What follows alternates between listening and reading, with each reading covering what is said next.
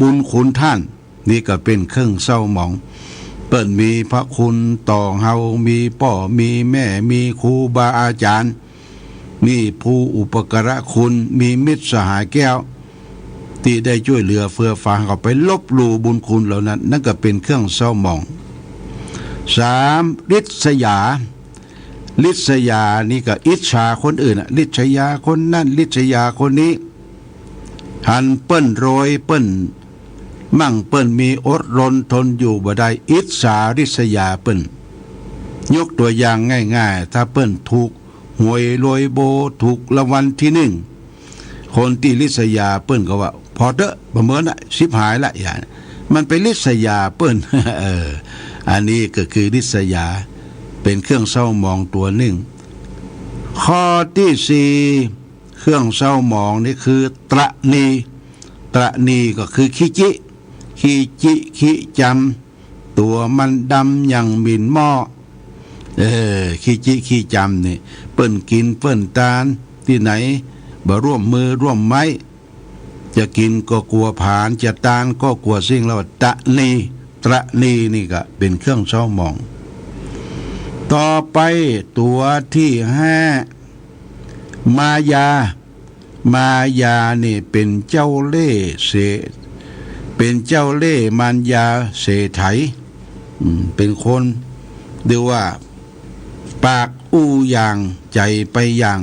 เป็นคนมายาเจ้าเล่ห์ก็เป็นเครื่องเศร้าหมองเด้อญาติโยมข้อที่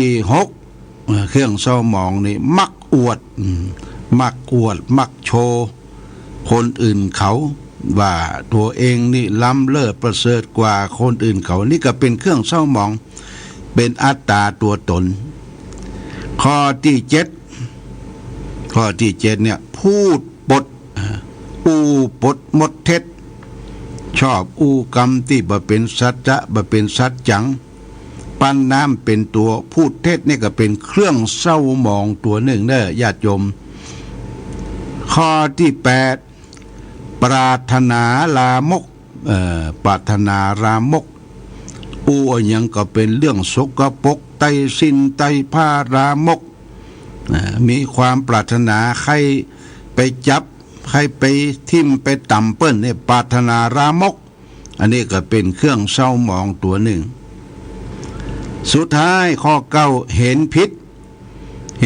คือเห็นพิษไปตามทำนองครองธรรมคือเห็นว่าทำดีบ่ได้ดีทำชั่วได้ดีเป็นต้นเห็นพิษก็เป็นเครื่องเศร้าหมองตัวหนึ่งทีนี้เครื่องเศร้าหมองทั้งหลายทั้งปวงนี้มี6อย่างมีทางแก้นะญาติโยมมีทางแก้โกรธความโกรธเนี่ยกำจัดด้วยเมตตากรุณาที่จะกำจัดความโกรธนี่ก็คือเมตตากรุณาลบหลู่บุญคุณท่านลบหลู่บุญคุณท่านที่มีพระคุณกำจัดด้วยกตัญญูกตเวทีคือตอบแทนผู้มีอุปการะคุณมีพ่อมีแม่ครูบาอาจารย์พระสัมมาสัมพุทธเจ้าเนี่ยมีความกตัญญูกตเวทีตอบแทนริษยานี่กำจัดด้วยมุทิตาจิตมุทิตาจิตเฮาก็จะได้ยินบ่อยๆถ้าเปิ้นมียศถาบรรดาศักดิ์เฉลิมฉลองเฮาก็ไปมุทิตาคือมีความพอยินดีกับคนอื่นเมื่อได้ดีเนี่ยแก้ไขเรื่องริษยาตระนีขี้เหนียวกำจัดด้วยจาคะคือการให้การบริจาคการกำจัดความตนีอยู่ในจิตในใจออกไปมายาเจ้าเล่ห์สาไทยเนี่ยกำจัดเสียด้วยความจริงญาติโยมความจริงเป็นสิ่งที่ไม่ตายจะไปมารยาสาไทยมารยาสาไทยกำจาก็ดีการแสดงออกทางกายก็ดีจะไปมารยาสาไทยที่เป็นความจริงแสดงที่เป็นความจริงมักอวดนี่กำจัดโดยอัตตัญญุตา รู้จักตนอัตตัญญูตานี่รู้จักตนฐานะของตนจะไปมักอวดลำเลิศประเสริฐกว่าคนอื่นเขาพูดปดพูดปดกำจัดเสียด้วยวจีสัตว์วจีสัตว์เป็นวจีที่มีสัจจะวาจาอู้ที่เป็นความจริงได้พบได้หันอย่างใดก็อู้ที่เป็นความจริงจะไปพูดปดปรารถนารามกข้อที่8เนี่ยกำจัดเสียด้วยสันโดษญาติโยมคนที่มีความปรารถนารามกพิจารณาสันโดษดูแลตัวเองตัวเก่าดำเนินชีวิตตามพอกินพออยู่การดำเนินชีวิตจะไปปรารถนารามกสุดท้ายเห็นผิดข้อเก่านี่เห็นผิดเป็นตนีเป็นเห็นผิดนี่เป็นมลทินเครื่องสมองกำจัดเสียด้วยสัมมาทิฏฐิคือความเห็นที่ถูกต้องตามมรรคมีองค์8ประการเพราะฉะนั้นสรุปแล้วว่ามละมลทินเครื่องเศร้าหมองที่มีอยู่ในจิตในใจเฮาเนี่ยญาติโยมความโกรธลบหลู่บุญคุณท่านลิษยาตานีมายามักอวดพูดปดปรารถนารามกเห็นผิดเนี่ยมันมีอยู่ในจิตอย่ากำจัดออกไปเนอะกำจัดออกไปมันเป็นเครื่องเศร้าหมองเศร้าหมองน้อยๆก็จะเศร้าหมองนักพยายามทำจิตใจให้ลิงน้อมจิตใจมีความตั้งมั่นมีตามศีลภาวนาอยู่ในจิตใจนี่เป็นฝากเป็นหลักคิดแก่ญาติโยมท่านสาธุชนทั้งหลายในค่ำคืนวันศุกร์วันนี้ตยเอาละวันนี้ได้เวลาขณะนี้เวลา21 นาฬิกา21 นาทีพอดีเลิกงามยามดีก็จะได้แปลงน้ำพระพุทธมนต์เลยพระพุทธมนต์ฝากคือแก่ญาติโยมเป็นสิริเป็นมงคลสู่บ้านสู่จองเฮาก็เอาได้ข่าวขาวที่มีอยู่เป็นม้วนบ้านเฮาเอาไปเควียนฐานพระพุทธรูปแล้วก็โยงได้ข่าวขาวลงมาเอามาเควียนพระพุทธรูปแล้วก็โยงจากพระพุทธรูปก็มาเควียนรอบปากขวดปากชามปากถังน้ำที่เราจะเอาแป้งน้ำมนต์น้ำพระพุทธมนต์นี่ก็คือเป็นน้ำธรรมะจากองค์พระสัมมาสัมพุทธเจ้า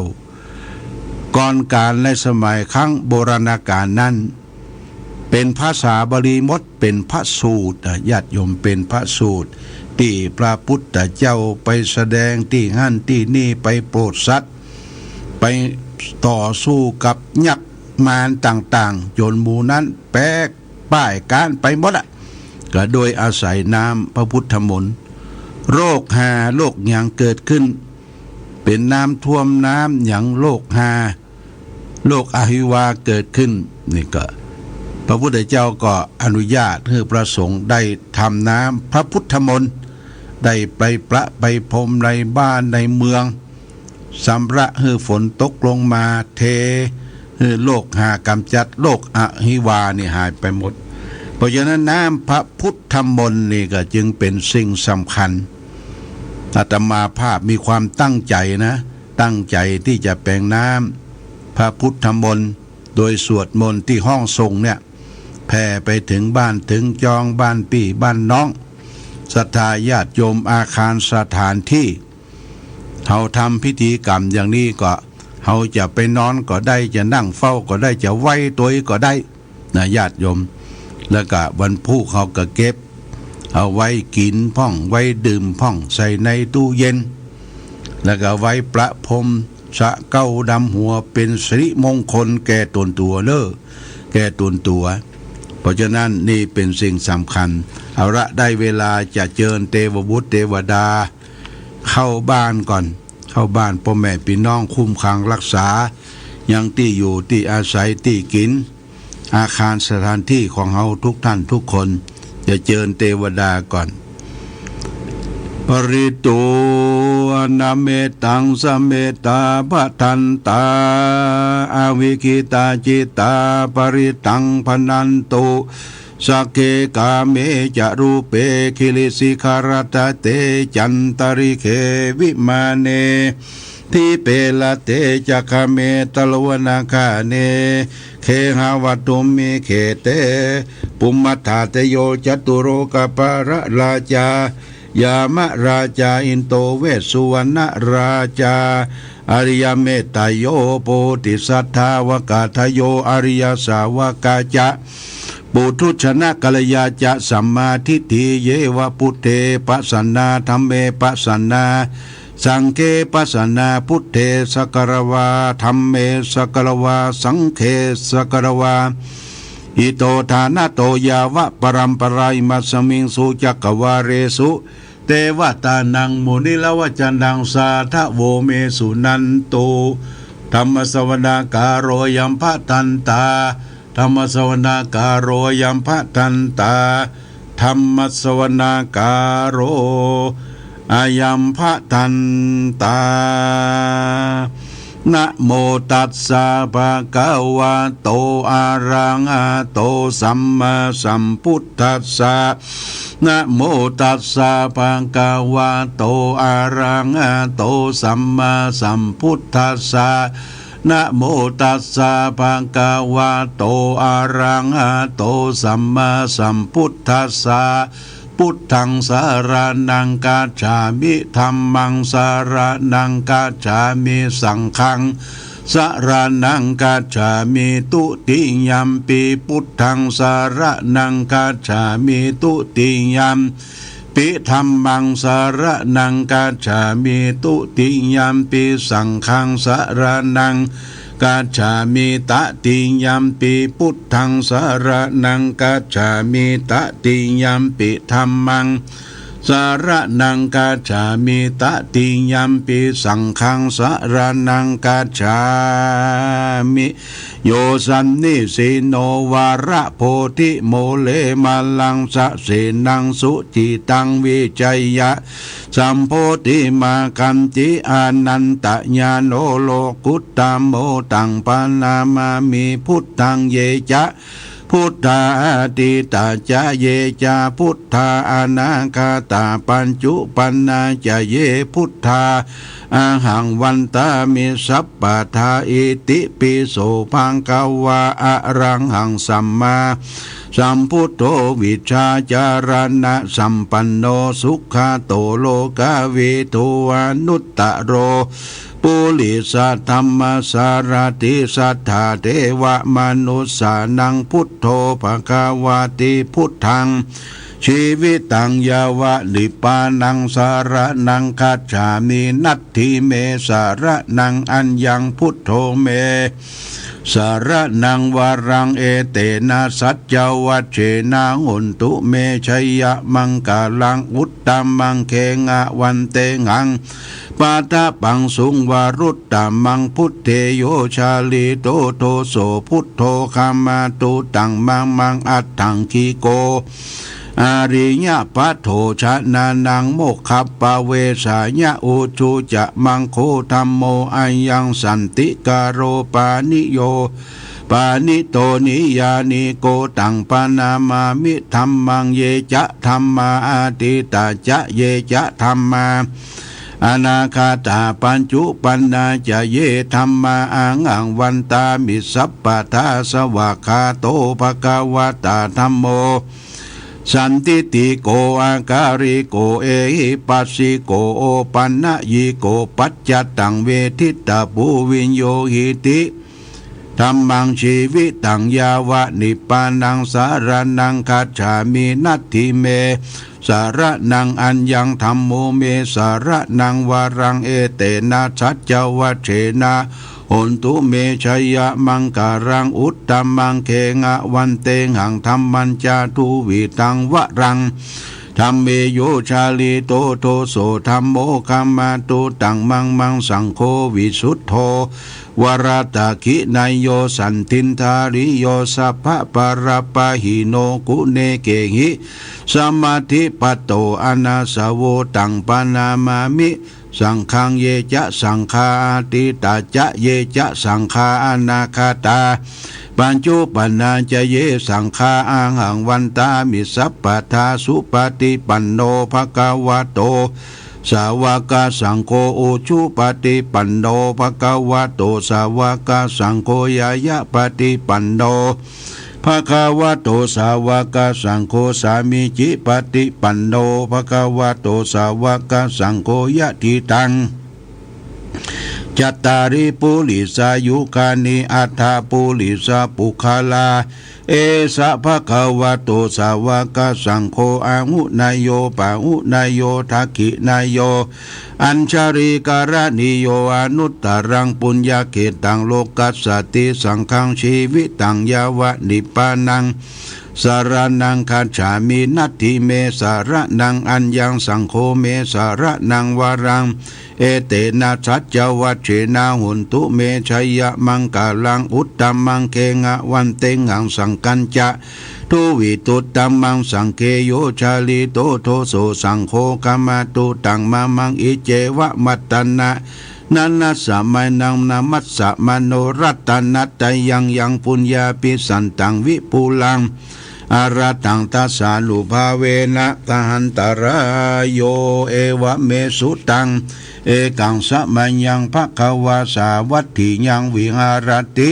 เชตวันเนอนันทาเป็นเดกัสสะอารามเมตัทธาโขพังกวาภิกขุอามันเตสิภิกขโวติปาตันเตติเตภิกขุภควาโตปัจจโสสุงภควาเอตทะโวจาเมตายาภิกขเวเจโตวิมุตติยาสีวิตายาภาวิตายาภาหุลีกตายายานิกตายาวัตุกตายาอนุทิตายาปริจิตายาสุสามรัตายาเอกาทัสสานิสังสาปฏิขังขากตามิเอกาทัสสะสักขังสุปฏิสุขังปฏิปฏิปนาปะปะกังสุปินังปัสสติมนุสสานังปิโยโหติอามนุสสานังปิโยโหติเทวตารักขันตินัสสะอาคิวาวิสังวาสตังวาคามาติทุวตังจิตตังสมาธิยาติมุขวันโนวิปัสสิสิอาสัมมูลังโหกาลังกาโลติอุตตลิงอปติวิชันโตพระมะโลโกปะโกโหติเมตายาภิกขเวเจโตวิมุตติยาอาเสวิตายาภาวิตายาภาหุลี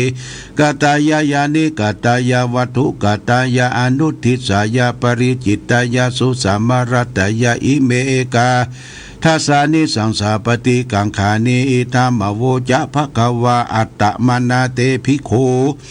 ภะคะวะโตภาสิตังอภินันทุนเตนะโมเมสัพพะเทวันนังสัพพะคาระหะจะเทวันนังสุริยันจะปมุญจตาสสิภูโมจะเทวันนังวุโธลพังภาวิชติชีโวสุกโรจะมหาราปังโสรุราหุเกตุจะมหาราปังสัพพะปัญญังวินาสันติสัพพะทุกังวินาสันติสัพพะโรกังวินาสันติลักขานา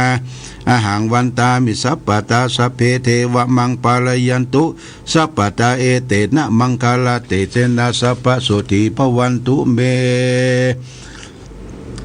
โพสังโฆสติตังกโตธรรมนังวิจโยตถาวิริยัมปิติโพสังฆาจตถาปริสมาธุเบคาโพสังฆาสติเตสัพพทัสสินา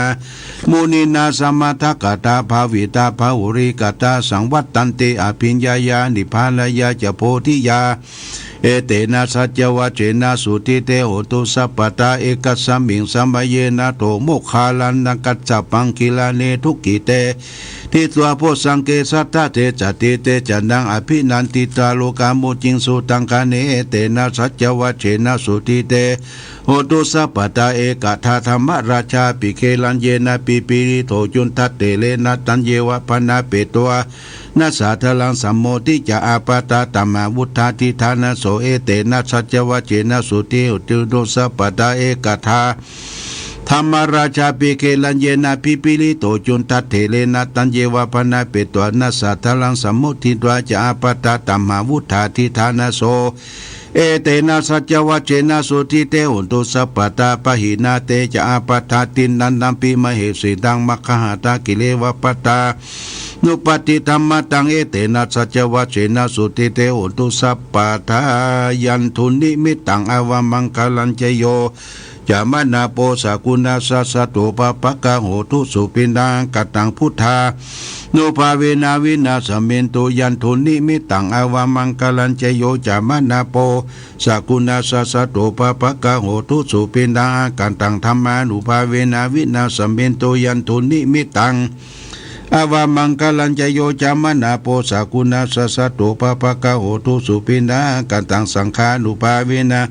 วินาสเมนโตมหากาลุนิโกนาโทอิตายะสัพพปะนินังปุเรตวปาลามีสัพพปะโตสัมโพธิมุตตมังเอเตนะสัจวัจเจนะหุนตุเตชยามังกลาชยันโตโพธิยามโมเล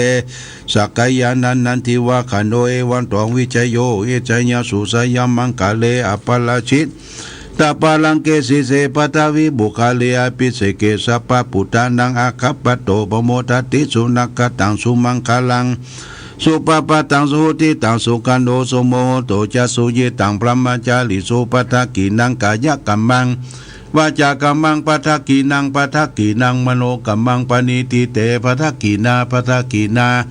นิกัตตัวนาลปันตเตปทักกิเนโสอัทธรโตสุขิโตวิรุณโหพุทธศาสเนอโรโกสุขิโตโหติสหัสสเปยติวิสาอัทธรตาสุขิตาวิรุณหาพุทธศาสเนอโลคาสุขิตาเวตาสเปยติเปเตอัทธรตาสุขิตาวิรุณหาพุทธศาสเนอโลกาสุขิตาโหตาสหัสสเปยติปินัตถิเมสาลัญญังอัญญังพุทโธเมสาลันังวะรังเอเตนะสัจวัจเจนะหุนตุเตชยมังกลังนาทิเมสาลันังอัญญังธัมโมเมสาลันังวะรังเอเตนะสัจวัจเจนะหุนตุเตชยมังกลังนาทิเมสาลันังอัญญังสังโฆเมสาลันังวะรังเอเตนะสัจวัจเจนะหุนตุเตชยมังกลังยังกินเจลัตนังโลเกวิสัติวิวิตังพุทโธลัตนังพุทธสมานัตติตัสสมาสุติงภวันตุเตยังกินเจลัตนังโลเกวิสัติวิวิตังพุทโธลัตนังธรรมสมานัตติตัสสมาสุติงภวันตุเตยังกินเจลัตนังโลเกวิสัติวิวิตังพุทโธลัตนังสังฆสมานัตติตัสสมาสุติงภวันตุเตฮิเลโอตปะสัมปันนาสุขาธรรมะสมัยโตสันโตสัพพุลิสาโลเกเทวะธรรมติวุจเลสันติปะคา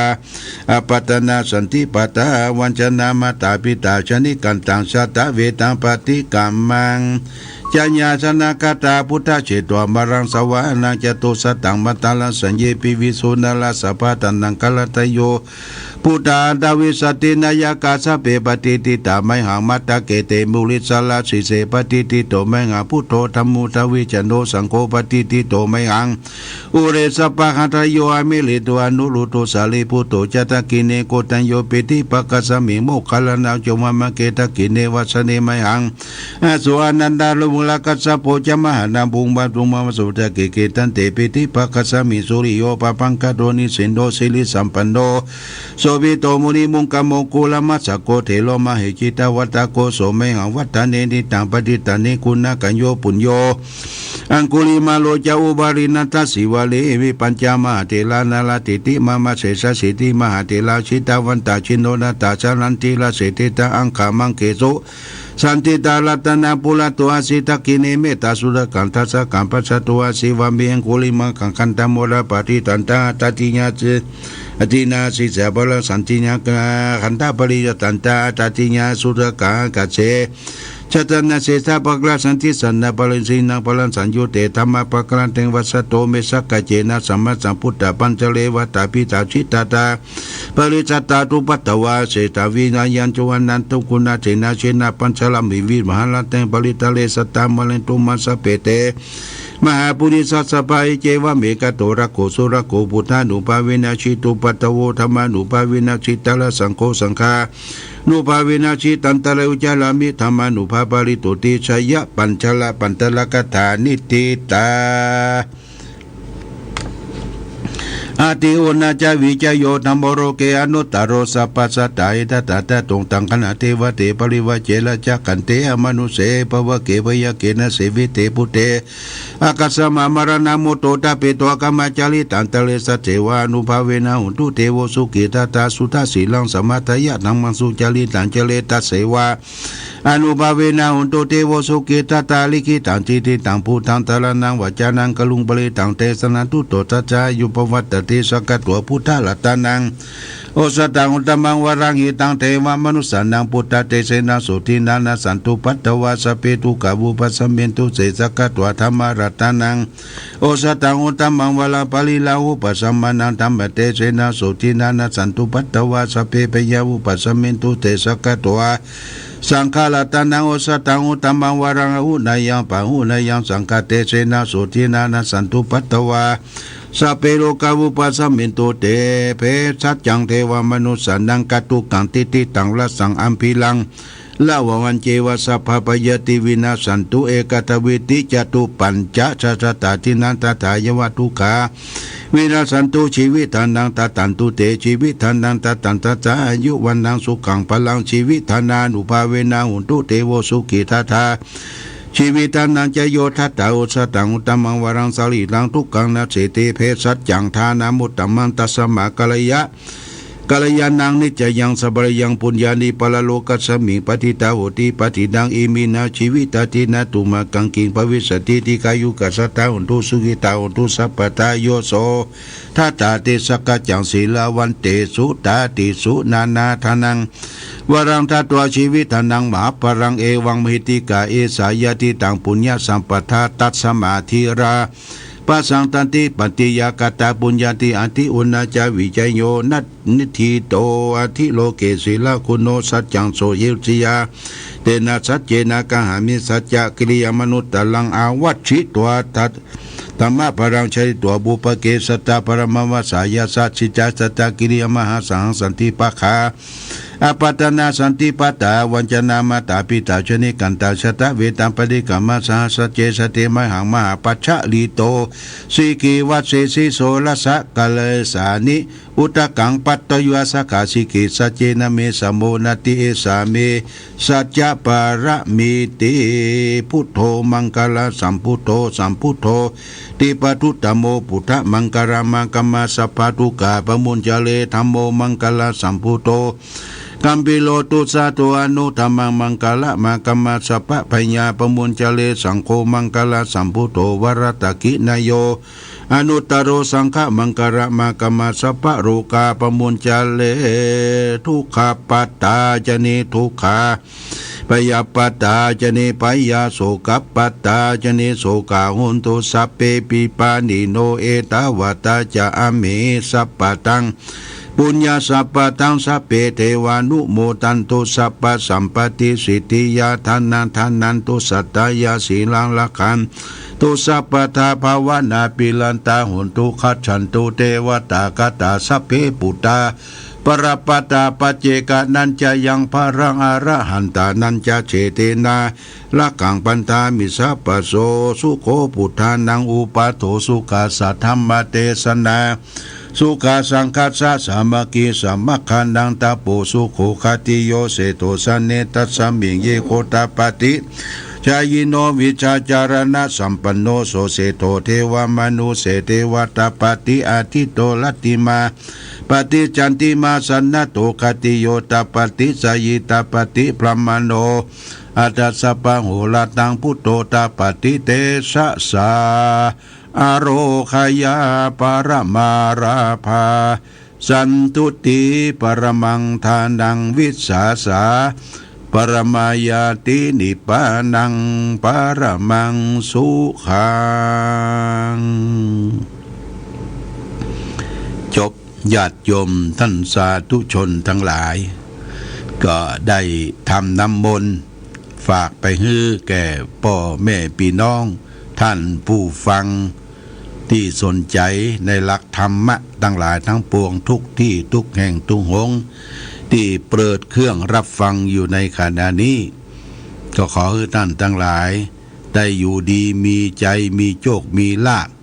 ภ ปราศจากสารทุกข์โศกโรคภัยทั้งหลายตั้งปวงเคาะนามต่ำใต้เคาะทางเหนืออย่าได้มาปกเคาะทางตะวันตกจุงนำออกเคาะทางออกจุงดีไกเมื่อดีไกแล้วจุงนำเอาโจกปีโจกเดือนโจกวันโจกยามอายุปีอายุเดือนมหุอายุยาเมื่อแก่ศรัทธาสาธุชนท่านผู้ฟังทุกท่านทุกคนได้อยู่ดีมีสุขกันอย่างทั่วถึงขอเจริญพรวันนี้เป็นวันศุกร์เนี่ยวันศุกร์ญาติโยมวันพรุ่งนี้เป็นวันเสาร์ทุกวันเสาร์นั้นที่สำนักปฏิบัติธรรมแหล่งที่21ของจังหวัดเชียงใหม่วัดพระพุทธบาทอุดมก็มีการไหว้พระสวดมนต์เป็นประจำทุกวันเสาร์เนอะพรุ่งนี้ก็จะมีแห่งวันหนึ่งเจิญจวดโยมวันเสาร์วันพรุ่งนี้ก็เชิญญาติโยมมาร่วมกันทำวัดสวดมนต์ตรงกับวันพระโดยแรม8 ค่ำก็มาพร้อมกัน9 โมงอย่างจ้า9 โมงครึ่งก็ไหว้พระสวดมนต์แปรเดินจงกรมรับศีล5สมาทานศีล5แล้วก็สวดมนต์แปรเดินจงกรมเจริญสมาธิภาวนาจบเสร็จแล้วก็ตรวจน้ำแก่สรรพสัตว์ทั้งหลายรับปอนถวายตามสิ่งที่เราได้นำมากินมาทานดอกไม้ธูปเทียนต่างๆแล้วก็จะได้รับประทานอาหารพร้อมกันเนอะวันพรุ่งนี้ก็เชิญชวนทุกท่านบ่จ้างไปทางใดว่างจากภารกิจก็มาที่สำนักปฏิบัติธรรมวัดพระพุทธบาทอุดมได้ทุกท่านทุกคนเนอะมาประจำวันเสาร์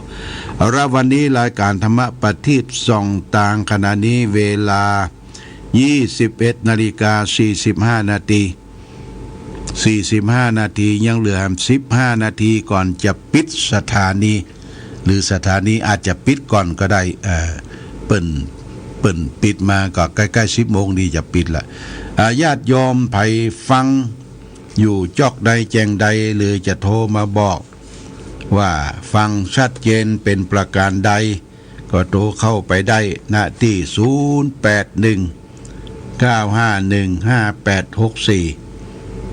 เพื่อจะได้รู้ได้หูได้ทราบว่ามีคนผู้ฟังอยู่ดังใดป้องเพื่อจะได้อนุโมทนาสาธุกับท่านผู้ฟังที่ติดตามรายการธรรมะประทีปส่องต่างภาคกลางคืนในวันศุกร์วันนี้นะญาติโยมท่านสาธุชนก็โทรมาได้หรือรับกันหมดแล้วไม่ได้โทรก็เป็นยังเป็นยังเอาละสายแรกมาเดี๋ยวเต็กดูก่อนเนาะสายแรกฮัลโหลจ้าพ่อสาพระอาจารย์แม่คำสันขวางตำบลสีถ้อยอำเภอแม่ใจได้น้ำมนต์แล้วเด้โอ้แม่คำสันขวางแม่ใจพวกคนเนาะเจ้าโอ้เสียงชัดเจนก่อเจ้าชัดเจนดีตอนเข้าใหม่ๆแบบโพสต์อะไรเจ้าชัดเจนดีสุดท้ายนี่ชัดเจนดีเนาะเจ้าได้น้ำมนต์แล้วโอ้โมทนาสาธุเด้อเจ้าเก็บไว้ใส่เคยได้ปฏิทินหลวงพ่อแม่ปี68เจ้า69นี่ได้ก่อ69นี่ก็ได้เจ้าโอ้มันหมดแล้วเด้อแต่งเจ็ดนักปีหน้าก็เอาใหม่เนาะเจ้าได้ได้บักกอกด้วยเนอะปี68นะโอ้ปีนี้สวัสดไปเนอะสวัสดไปเจ้าข้าพเจ้าเจ้าสวัสดีเจริญพรเจ้าครับเป็นไม่ว่าเป็นนั่นกำลังใจให้ว่าอาจารย์นะจ๊ะโมนาสาธุญาติโยมจากแม่ใจมันในใจอ้าวสายต่อไปญาติโยมจะจะจานี่มาแล้วพ่อบุญธรรมเจริญพรพ่อบุญธรรมครับไว้สาครับโอ้นึกว่ารับไปแล้วรับครับดีแล้วเอาน้ำมนต์ได้ถึง2 ขวดกันโอ้ดีละโมทนาฝนตกก่อบ้านเฮาบุญจะเก้าแม่นอวันที่25นี่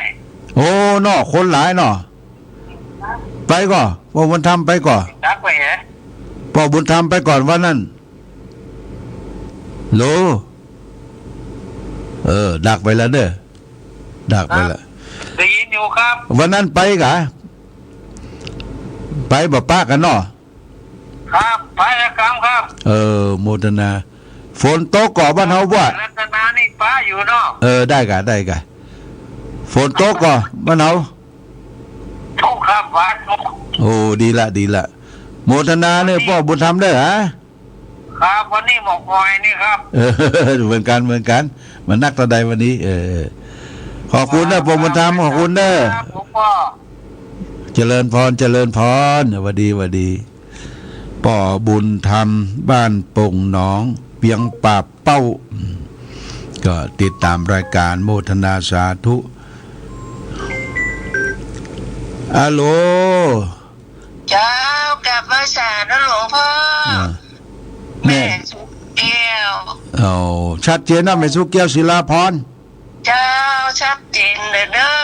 นั่งไหว้สืบจะตาโดยเอาฝ้ายมาเขียนหัวโดยเด้อ โอ้โมทนาสา เด้อเจ้าหลวงพ่อ ดีละอยู่ดีมีสุขเนอะโอ้ได้สืบชะตาไปอยู่ดีมีสุข ได้สืบจะตาได้น้ำมนต์โดย กลับไหว้สาเด้อหลวงพ่อเด้อ โมทนาแม่สุแก้วศิลาพรเด้อ เจ้า อยู่ดีมีสุข เจ้า เจริญพ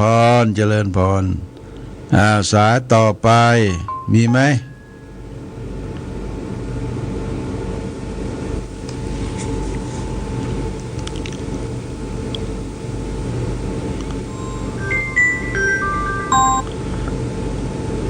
เจริญพรแม่คำนวณ กลับไปสาเจ้า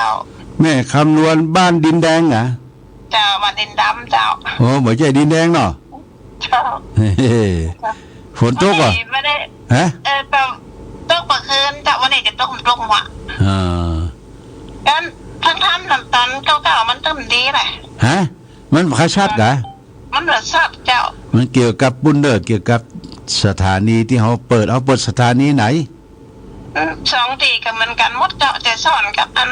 แดนดินถิ่นละนาเจ้า อ๋อแดนดินถิ่นล้านนา เจ้าเป็นกันนะ เออ พอดีไปปลายหนึ่งเจ้า แต่ฝ่ายดีเนาะเกี่ยวกับอากาศ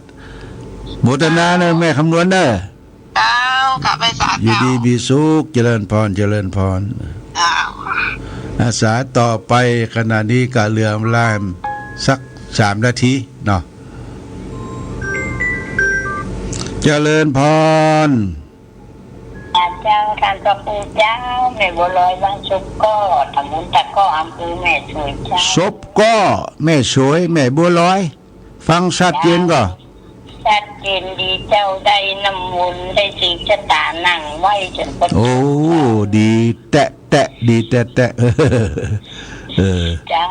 เป็นญาติญาจันเนอะ น่ะกะอยู่เย็นเป็นสุขเอาไว้ดื่มไว้กินเด้อพระพรหมน้ำพลเป็นสิริมงคลขอบคุณนะแม่เนอแม่บัวลอยเด้อเจริญพรแม่บัวลอยบ้านศพก็แม่สวยเจริญพร นมัสการเจ้า เจริญพรฟังชัดเจนก่อน เจ้าวัดไฟนี่ชัดเจนจะดี ฟังช่องวัดไฟหินเนาะ เจ้า บ้านอยู่ข้างวัดสันกระแปงล่องหัวแดงเหรอ เจ้าข้างวัดโลกวัดแดงเนี่ย ดีละโมทนาสันกำแพงเชียงใหม่วัดล่องหัวแดงสันกำแพงเชียงใหม่ขอบคุณนะแม่เด้อขอบคุณเด้อ เจ้านมัสการ โมทนาสาธุ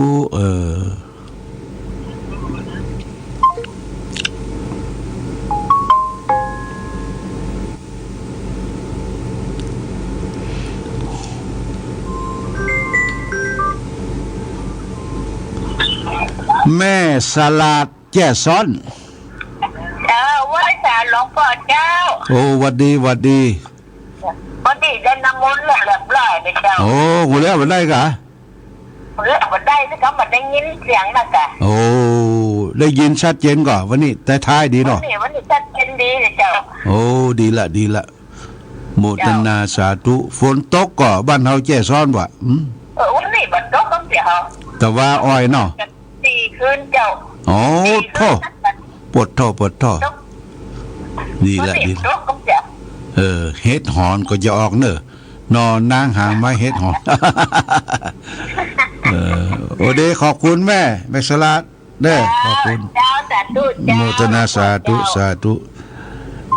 เอาละญาติโยมท่านสาธุชนทั้งหลาย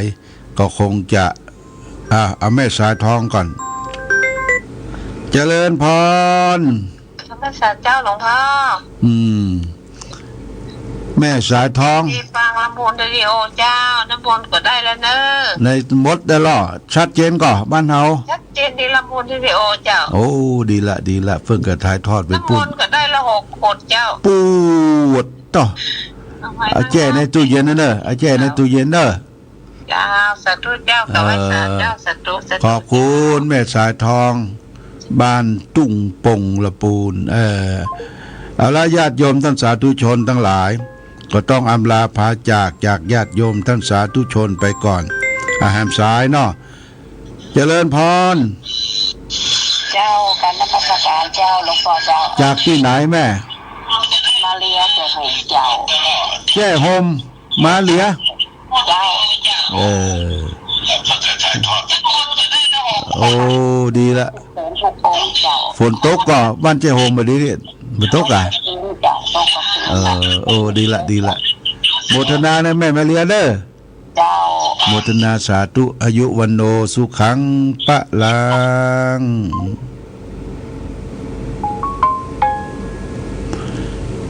ขอความผาสุขความมีธรรมจงเกิดมีแก่ศรัทธาสาธุชนญาติโยมทุกท่านรายการธรรมประทีปส่องต่างภาคกลางคืน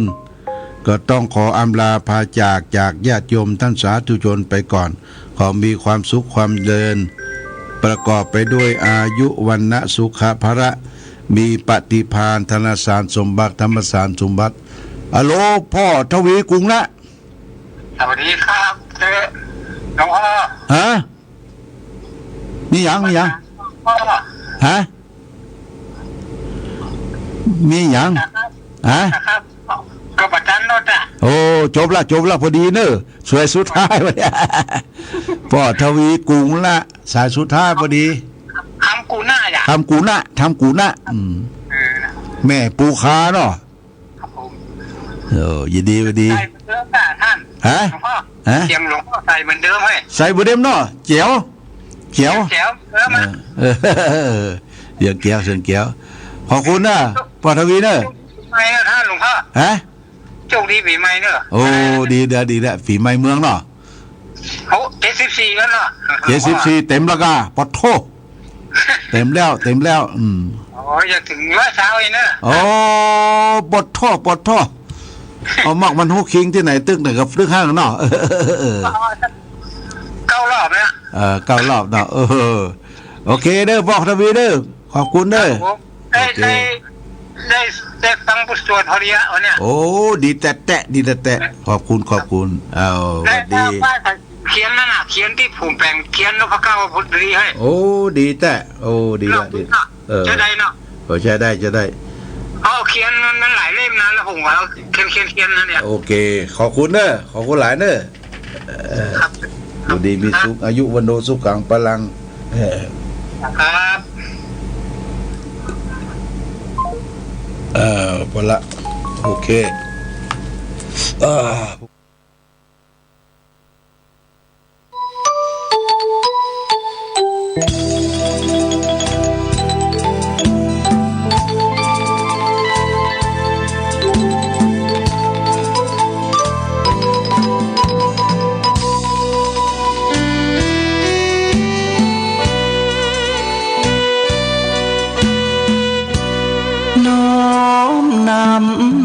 ตำนา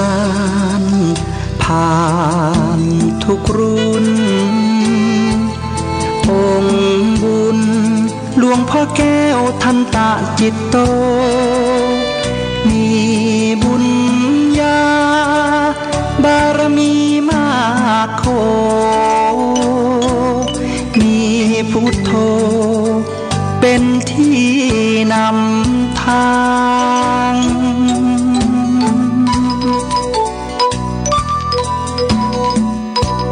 แคว้นแดนกำเนิดเกิดมาบ้านสันป่าคาอำเภอแม่